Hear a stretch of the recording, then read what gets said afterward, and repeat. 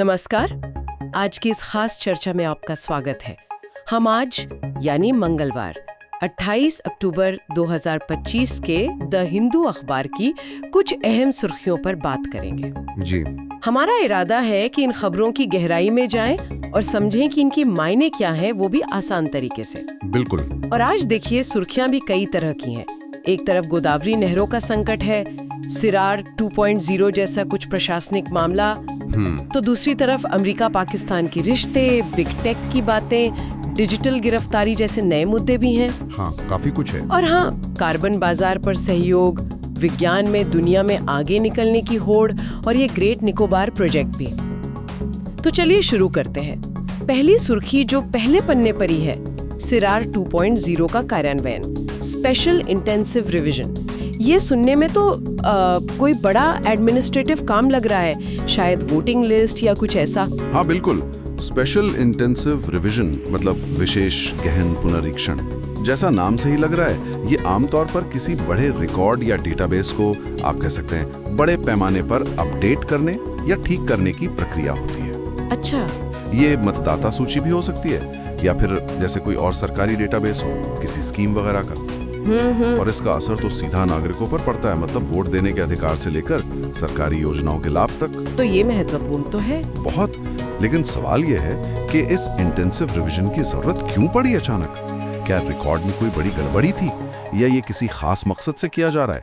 ये देखना होगा। हाँ, ये सोचने वाली बात है।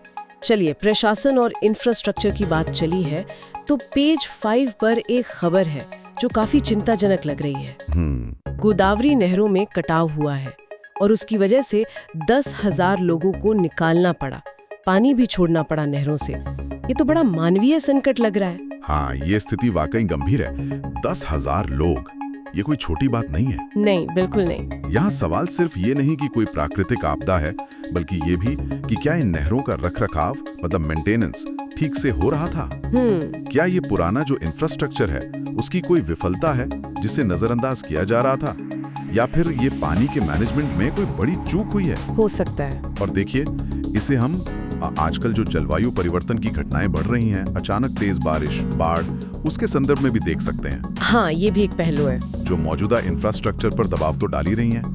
भारत में कई जगहों पर ये पुराने बांध और नहरें, उनकी हालत चिंताजनक है। यानी ये सिर्फ एक जगह की बात नहीं, बल्कि शायद एक बड़े पैटर्न का हिस्सा हो सकती है। बिल्कुल, पुराना इंफ्रास्ट्रक्चर और बढ़ता हुआ क्लाइमेट रिस्क। अच्छा, चलिए अब जरा ग्लोबल लेवल पर चलते हैं। पेज 6 पर एक खबर सहयोग की बात कर रही है, उत्तर दक्षिण कार्बन बाजार सहयोग की शुरुआत। बाजार तो ठीक है, हम समझते हैं कि कार्बन क्रेडिट्स का व्यापार होता है, पर ये यहाँ उत्तर दक्षिण सहयोग का क्या मतलब है खास? देखिए, ये उत्तर दक्षिण का जो विभाजन है, ये क्लाइमेट चेंज की बातचीत में बहुत अहम है। अच्छा। कैसे? उत्तर से मतलब होता है विकसित देश, मतलब डेवलप्ड कंट्रीज, जो ऐतिहासिक रूप से देखें तो ज्यादा कार्बन उत्सर्जन के लिए जिम्मेदार माने जाते हैं। हाँ, सही है। और दक्षिण यानी विकासशील देश, डेवलपिंग कंट्रीज, जिनकी अपनी विकास की जरूरतें हैं और उनके पास शायद उत्सर्जन कम करने के लिए उतने संसाधन भी नहीं है। ओके। तो इस सहयोग का मतलब ये हो सकता है कि विकसित देश यानी उत्तर, विकासशील देशों यानी दक्षिण में उत्सर्जन कम करने वाले प्रोजेक्ट्स में शायद निवेश कर रहे हैं या उनसे कार्बन क्रेडिट खरीद रहे हैं। अच्छा, ये तरीका है। हाँ, ये पेरिस समझौते जैसे जो ग्लोबल टारगेट हैं, उन्हें पाने के लिए जरूरी समझा जाता है, लेकिन इसमें भी अपनी चुनौतियां हैं। जैसे? अब जैसे ये देखना कि जो क्रेडिट बिक रहे हैं उनकी क्वालिटी क्या है, क्या उनसे सच में उत्सर्जन कम हो रहा है या ये बस एक तरह की कागजी खाना पूर्ति है? हाँ, ये तो अहम सवाल है। बिल्कुल। ये सहयोग कितना असरदार होगा, ये तो आगे ही पता चलेगा। दिलचस्प है। एक तरफ स्थानीय संकट, दूसरी तरफ वैश्विक सहयोग। पर पेज 6 पे ही एक और सुर्खी है जो टकराव दिखा रही है। भारतीय सार्वजनिक स्वास्थ्य के प्रति बिग टेक की अवमानना, और इसका ताल्लुक डीएमआरए से बताया गया है। अब ये डीएमआरए क्या है ये तो साफ नहीं है, शायद कोई डिजिटल मीडिया रेगुलेशन एक्ट या कुछ हो सकता है। पर ये अवमानना शब्द, ये तो काफी सख्त लगता है। हाँ, अवमानना या कंटेम्प्ट, ये शब्द बताता है कि मामला शायद सिर्फ पॉलिसी पर असहमति का नहीं है। तो फिर हो सकता है नियमों को जानबूझकर अनदेखा करने या उल्लंघन करने का मामला हो। देखिए, बिग टेक कंपनियां और सरकारों के बीच ये data privacy, competition, content moderation, इनको लेकर टकराव तो दुनिया भर में चल रहा है। हाँ, ये तो है। और जब बात पब्लिक हेल्थ की आती है तो ये और भी गंभीर हो जाता है।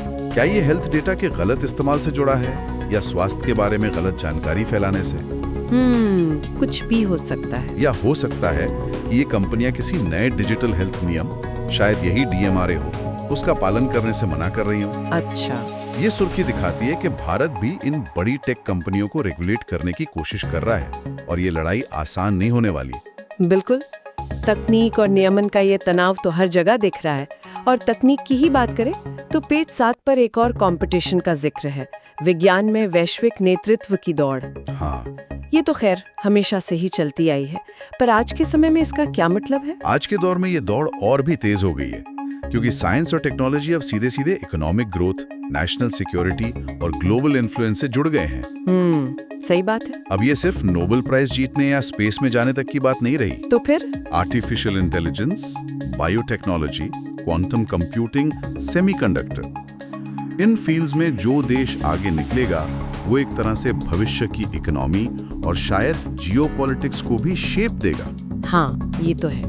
और इस सुर्खी का एक भारतीय अखबार में होना ये सवाल उठाता है कि भाई भारत इस दौड़ में कहाँ है, हम किन एरिया पर फोकस कर रहे हैं, क्या हमारे पास वो संसाधन, टैलेंट और पॉलिसीज हैं जो इस रेस में टिके रहने के लिए जरूरी हैं? मतलब ये सिर्फ वैज्ञानिक उपलब्धि नहीं बल्कि भविष्य पर कंट्रोल की दौड़ है। बिल्कुल। अच्छा, इस ग्लोबल रेस और रणनीतिक हितों के बीच पेज 9 हमें एक पुराने लेकिन हमेशा मौजूद रहने वाले रिश्ते की याद दिलाता है, अमेरिका पाकिस्तान संबंधों का जटिल इतिहास। हाँ, जटिल शब्द शायद यहाँ सबसे सही है। बिल्कुल सही। ये रिश्ता हमेशा से ही लेन देन, भरोसे और शक के बीच मतलब झूलता रहा है। कैसे, थोड़ा बताएंगे? देखिए, कोल्ड वॉर में सोवियत संघ के खिलाफ पार्टनरशिप थी, फिर अफगानिस्तान में तालिबान का उभार, 9/11 के बाद आतंकवाद के खिलाफ लड़ाई में पाकिस्तान पर वो दोहरी भूमिका के आरोप लगते रहे। हाँ, वो तो है। और अब चीन के साथ पाकिस्तान की बढ़ती नजदीकियां और अमेरिका की भारत के साथ बढ़ती स्ट्रेटेजिक पार्टनरशिप, इन सब ने इस रिश्ते को लगातार बदला है। सुर्खी का इतिहास पर जोर देना शायद यही बताता है कि आज के तनाव या सहयोग को समझने के लिए पीछे मुड़कर देखना जरूरी है। ये रिश्ता आज भी साउथ एशिया की स्टेबिलिटी के लिए अहमियत रखता है। बिल्कुल।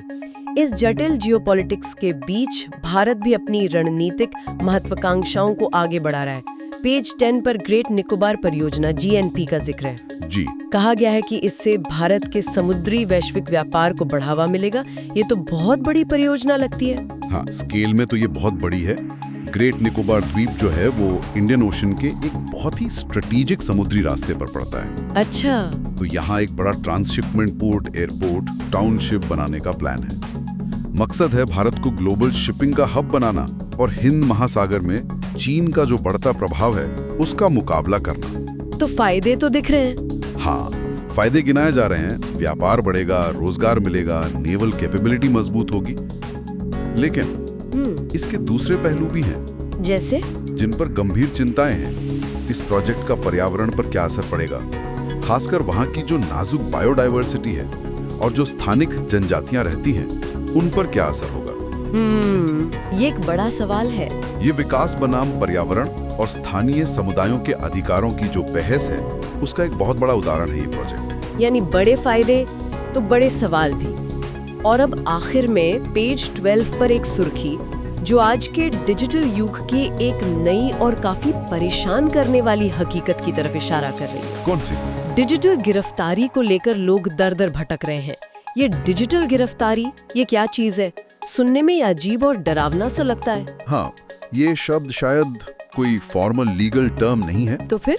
बल्कि ये शायद उन सिचुएशंस को बता रहा है जहां लोग डिजिटल तरीकों से किसी जाल में फंस जाते हैं या उनकी डिजिटल आइडेंटिटी का गलत इस्तेमाल होता है, जिससे उनकी जिंदगी एक तरह से गिरफ्तार जैसी हो जाती है। मतलब? उदाहरण देंगे, सोचिए किसी साइबर क्रिमिनल ने आपके नाम पर लोन ले लिया, या आपको किसी ऑनलाइन फ्रॉड में फंसा दिया, या आपके सारे ऑनलाइन अकाउंट्स ब्लॉक कर दिए गए और आप सिस्टम में कहीं अपनी बेगुनाही साबित ही नहीं कर पा रहे। अरे बाप रे। और ये दर दर भटक रहे हैं, बताता है कि जो विक्टिम है उन्हें सही मदद या समाधान नहीं मिल पा रहा। ये दिखाता है कि जैसे जैसे हम डिजिटल हो रहे हैं वैसे वैसे नए तरह के क्राइम और कमजोरियां भी सामने आ रही हैं, और हमारा जो कानूनी और एडमिनिस्ट्रेटिव सिस्टम है वो शायद इनसे निपटने के लिए अभी पूरी तरह तैयार नहीं है। ये वाकई चिंताजनक है। कैसे तकनीक सुविधा के साथ साथ ऐसी नई मुसीबतें भी ला रही हैं। तो आज हमने कई अलग अलग मुद्दों को छुआ। हाँ। गोदावरी का संकट, कार्बन बाजार जैसा ग्लोबल सहयोग, बिग टेक और डिजिटल गिरफ्तारी की चुनौतियां, ग्रेट निकोबार जैसा बड़ा प्रोजेक्ट, अमेरिका पाकिस्तान के रिश्ते और SIR 2.0 जैसा प्रशासनिक काम। इन सब बिखरी हुई कड़ियों को अगर जोड़कर देखें तो आज की सुर्खियों से क्या बड़ी तस्वीर उभरती है, क्या समझ आता है? देखिए, अगर हम इन सभी सुर्खियों को एक साथ रखकर देखें तो कुछ दिलचस्प पैटर्न नजर आते हैं। क्या? पहला तो ये कि भारत साफ तौर पर मल्टी डायमेंशनल चुनौतियों का सामना कर रहा है। एक तरफ तो बुनियादी ढांचे और प्रशासन की पुरानी समस्याएं हैं, जैसे गोदावरी, SIR 2.0। हाँ। तो दूसरी तरफ नए डिजिटल युग की मुश्किलें भी हैं, बिग टेक, डिजिटल गिरफ्तारी। सही। और दूसरा, भारत ग्लोबल स्टेज पर अपनी जगह बनाने और रेलेवेंट बने रहने की लगातार कोशिश कर रहा है, चाहे वो साइंस की रेस हो, क्लाइमेट नेगोशिएशंस हो जैसे कार्बन बाजार, या फिर ग्रेट निकोबार जैसे स्ट्रेटेजिक प्रोजेक्ट्स। तीसरा, और ये जरूरी है कि घरेलू मुद्दे और वैश्विक महत्वाकांक्षाएं ये आपस में जुड़ी हुई हैं। कैसे? जैसे ग्रेट निकोबार प्रोजेक्ट भारत की ग्लोबल ट्रेड एम्बिशन को दिखाता है, लेकिन उसके स्थानीय पर्यावरण और सामाजिक प्रभाव भी हैं। बिग टेक पर रेगुलेशन की कोशिश, घरेलू जरूरत भी है और ग्लोबल ट्रेंड भी। अच्छा। तो तस्वीर एक ऐसे भारत की है जो एक साथ कई मोर्चों पर आप कह सकते हैं जूझ रहा है, संतुलन बनाने की कोशिश कर रहा है और अपनी दिशा तलाश रहा है। बिल्कुल, एक साथ कई स्तरों पर चलती हुई कहानी। इसी के साथ द हिंदू की आज की इन चुनिंदा सुर्खियों पर हमारी ये चर्चा यहीं खत्म होती है। और हाँ, अंत में हमेशा की तरह एक सवाल सोचने के लिए छोड़ जाते हैं, जो आज की चर्चा से ही निकला है। जरूर। हमने देखा कि कैसे भारत एक तरफ साइंस और टेक्नोलॉजी में ग्लोबल लीडरशिप चाहता है ना, साइंस रेस और बड़े स्ट्रेटेजिक प्रोजेक्ट्स GNP शुरू कर रहा है। हाँ। वहीं दूसरी तरफ उससे जमीनी स्तर पर गवर्नेंस, SIR 2.0, इंफ्रास्ट्रक्चर, गोदावरी संकट और नागरिकों की नई डिजिटल सुरक्षा चिंताओं, डिजिटल गिरफ्तारी से भी जूझना पड़ रहा है। सही कहा। तो सवाल ये है कि क्या ये तकनीकी तरक्की और ये जमीनी सामाजिक प्रशासनिक चुनौतियां ये एक दूसरे के पैरेलल चलेंगी या इनमें कोई तालमेल बिठाया जा सकता है? क्या टेक्नोलॉजी इन चुनौतियों का हल बनेगी या उन्हें और उलझा देगी? ये बहुत अहम सवाल है। ये संतुलन कैसे साधा जाएगा, ये देखना आने वाले समय में महत्वपूर्ण होगा।